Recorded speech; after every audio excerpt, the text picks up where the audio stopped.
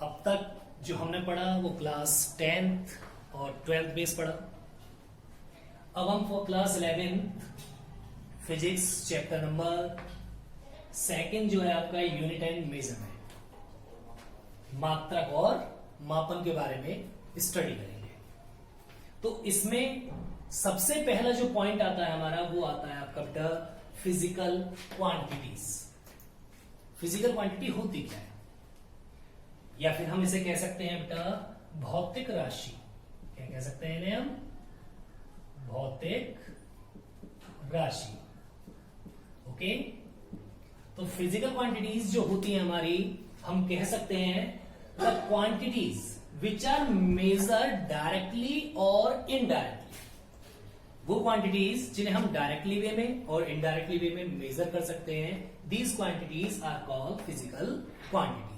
उन सभी को हम क्या कहेंगे? Physical quantity. और अब इस फिजिकल क्वांटिटी को हम दो पार्ट्स में डिवाइड कर सकते हैं, यानी we can classify into two broad parts. First is the fundamental quantity and second one is derived quantity. यानी पहली तो हमारी होती है मूल राशियां और दूसरी होती है हमारी बेटा व्युत्पन्न राशियां। ठीक है, इन दो पार्ट्स में हम डिवाइड करते हैं। अब इसमें सबसे पहले हम फंडामेंटल क्वांटिटी के बारे में थोड़ा देखते हैं। फंडामेंटल क्वांटिटी होती क्या है? तो ये फिजिकल क्वांटिटी का एक पार्ट है, जैसा कि हम जानते हैं, तो हम लिखेंगे it is the part of the physical quantity in which the quantity which we measure directly, जिन्हें हम डायरेक्टली मेजर कर सकते हैं, and it does not depend any other quantities, और ये अन्य किसी भी क्वांटिटी पर निर्भर नहीं करती हैं। ओके, यानी दे आर फ्री और independent, so these are called fundamental quantity. इसीलिए हम इन्हें क्या कहते हैं? मूल राशि, यानी जो पूर्ण रूप से स्वतंत्र होती हैं, ये अन्य किसी भी राशि पर निर्भर नहीं करती हैं, ये कहलाती है हमारी फंडामेंटल क्वांटिटीज। सो अब मूल राशि मेनली 7 होती है बेटा। इसके अलावा 2 और होती हैं, वो बाद की चीजें। पहले हमारे पास जो मेन है उनको हम तैयार करते हैं।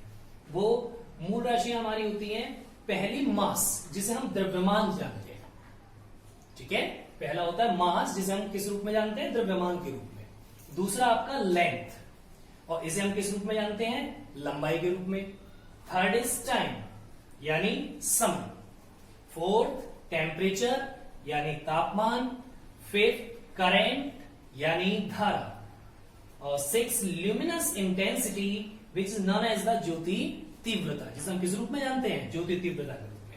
अमाउंट ऑफ सब्सटेंस, इसको हम बोलते हैं बेटा पदार्थ की मात्रा। अब इनकी कुछ मात्रक है बेटा, जैसे कि द्रव्यमान को हम, मास को हम किस में नापते हैं? किलोग्राम में। लेंथ को हम किस में नापते हैं? मीटर में। टाइम को हम सेकंड में। टेम्परेचर को हम केल्विन में। करंट को हम एम्पियर में। ल्यूमिनस इंटेंसिटी यानी ज्योति तीव्रता को हम कैंडेला में। और अमाउंट ऑफ सब्सटेंस यानी पदार्थ की मात्रा को हम मोल से इंडिकेट करते हैं। ओके, इन्हें मेजर करते हैं। अब इसी प्रकार से बेटा जैसे फिजिकल क्वांटिटीज है, फिजिकल यूनिट्स होते हैं हमारे। क्या होते हैं? Physical units. अब जब यूनिट्स होंगे तो यहाँ quantity convert into units, quantity हट जाएगी और उसकी जगह हम क्या प्रयोग करेंगे? यूनिट्स। और डेफिनेशन सेम रहेगी, बस क्वांटिटी को आपको हटाना है और उसकी जगह यूनिट्स को यूज करना है। ओके, सेम इसके भी 2 पार्ट्स होंगे, fundamental units and derived units. Okay, fundamental units यानी फिर इनकी जो ये मात्रक है, ये फंडामेंटल यूनिट्स कहलाते हैं। ओके, अब ये पॉइंट हमारा क्लियर हो गया है, तो हम इससे आगे बढ़ते हैं। और ये हमें बेटा माइंड में कॉन्सेप्ट को बिल्कुल तैयार रखना है, क्योंकि आगे इस पूरे चैप्टर में इसी का हमें यूज करना है। अब हम थोड़ा सा व्युत्पन्न राशियों के बारे में सीख लेते हैं। मैं इन्हें थोड़ा सा साफ कर देता हूं यहां से, शायद सभी ने नोट डाउन कर लिया होगा ये। अब आता है हमारे पास व्युत्पन्न राशियां। तो ऐसी राशियां बेटा जो पूर्ण रूप से स्वतंत्र नहीं होती है, इन्हें बनने के लिए मूल राशियों की सहायता की आवश्यकता होती है। यानी ये पूर्ण रूप से स्वतंत्र नहीं होती, इन्हें तैयार होने के लिए मूल राशियों की आवश्यकता पड़ती है। तो हम कह सकते हैं they are not independent quantities, they depend on fundamental quantity. Okay, ये फंडामेंटल क्वांटिटी पर निर्भर करती है। These are called derived quantity. अब मैं इसका कुछ एग्जांपल ले लेता हूं, जैसे कि इसके एग्जांपल के लिए हमारे पास स्पीड, अब आप कहेंगे सर स्पीड को हम चाल बोलते हैं, और ये चाल किस प्रकार एक ड्राइव्ड यूनिट है, यानी किस प्रकार एक व्युत्पन्न राशि है, ये ड्राइव्ड क्वांटिटी है ना। तो चलिए देखते हैं किस प्रकार एक ड्राइव्ड क्वांटिटी है। तो स्पीड का फॉर्मूला जो होता है बेटा डिस्टेंस अपॉन टाइम, यानी मैं इसे लिख सकता हूं बेटा दूरी बटे समय, यही लिखा जाएगा बेटा। Yes sir. अब दूरी जो है हमारी एक, अभी हमने जो मूल क्वांटिटी में लिखा था लेंथ यानी लंबाई, दूरी भी एक लंबाई है, ओके। और टाइम ऑलरेडी एक फंडामेंटल क्वांटिटी है। तो इन दोनों फंडामेंटल क्वांटिटी को जब कंबाइन किया गया तब हमारी एक न्यू क्वांटिटी तैयार हुई जो कि एक ड्राइव क्वांटिटी है, और उसको हमने नाम दे दिया स्पीड। क्या नाम दे दिया? स्पीड। तो मेरे हिसाब से समझ में आ गया होगा किस प्रकार हम ड्राइव क्वांटिटी को इंडिकेट करेंगे, ओके। तो ड्राइव क्वांटिटी कौन सी होंगी? जो फंडामेंटल क्वांटिटी से मिलकर तैयार होती है, वो कहलाती है आपकी ड्राइव क्वांटिटी, ओके।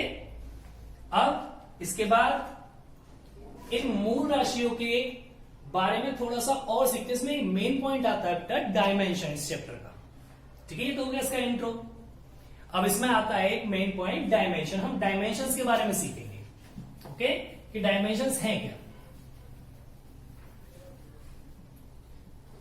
तो ये फंडामेंटल क्वांटिटीज हमें पता होनी चाहिए। इसके लिए तो हमारे पास 7 फंडामेंटल क्वांटिटीज थी, ओके। और डायमेंशन जो होती है हमारी,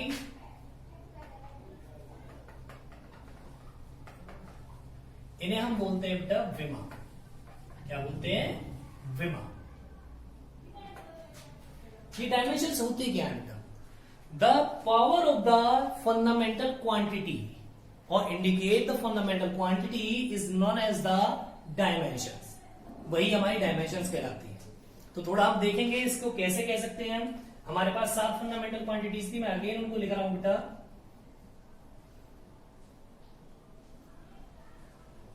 ये हमारे पास 7 फंडामेंटल क्वांटिटी है। पहली थी हमारी मास, सेकंड थी हमारी लेंथ, थर्ड था हमारा टाइम, फोर्थ था हमारा टेम्परेचर, फिफ्थ था हमारा करेंट, सिक्स था हमारा ल्यूमिनस इंटेंसिटी,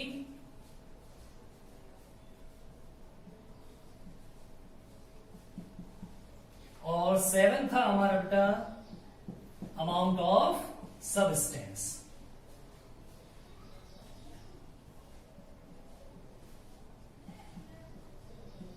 ओके, ये थे हमारे पास। अब इनको मैं थोड़ा हिंदी में भी लिख देता हूं बेटा। द्रव्यमान, लंबाई, समय, तापमान, धारा, ज्योति तीव्रता और आपका बेटा पदार्थ की मात्रा। अब इनकी विमाएं जो होती हैं मैं उन्हें इनके सामने लिख देता हूं। जैसे मास, द्रव्यमान, द्रव्यमान की जो विमा होती है वो होती है बेटा एम। इसके ऊपर 1 लगा सकते हैं हम, ओके। लंबाई की जो होती है बेटा वो होती है एल, ओके, यानी लेंथ। टाइम की टी, टेम्परेचर यानी तापमान, इसकी होती है के। करेंट, इसकी होती है बेटा ए। ल्यूमिनस इंटेंसिटी यानी ज्योति तीव्रता की होती है बेटा कैंडला। और अमाउंट ऑफ सबस्टेंस यानी पदार्थ की मात्रा की होती है बेटा मोल। अब आप कहेंगे सर आपने सबके लिए पार्टिकुलर ब्रैकेट्स क्यों यूज किए हैं? ये भी एक क्वेश्चन आता है, वो आपसे पूछ सकता है कि विमाओं में आपने ये ब्रैकेट्स क्यों यूज किए हैं सर, ये है ना, ये क्यों यूज किया गया है ये कोष्टक जो है आपका? तो बेटा ये कोष्टक जो है हमें बताता है कि ये अपने आप में एक स्पेशल क्वांटिटी है, यानी ये अपने आप में एक राशि है। तो जो पार्टिकुलर राशि होंगे आप उन सबको अलग अलग पहले ब्रैकेट्स में बंद करेंगे ना, कंबाइन करके ड्राइव क्वांटिटीज के हिसाब से आप तैयार कर सकते हैं। ओके, तो ये अपने आप को पार्टिकुलरिटी इंडिकेट करता है, सेपरेशन इंडिकेट करता है, यानी अलग है ये। चलिए अब इसके बाद हम विमा निकालना सीखते हैं, क्योंकि एक एक मार्क्स की मेनली ये पूछी जाती है।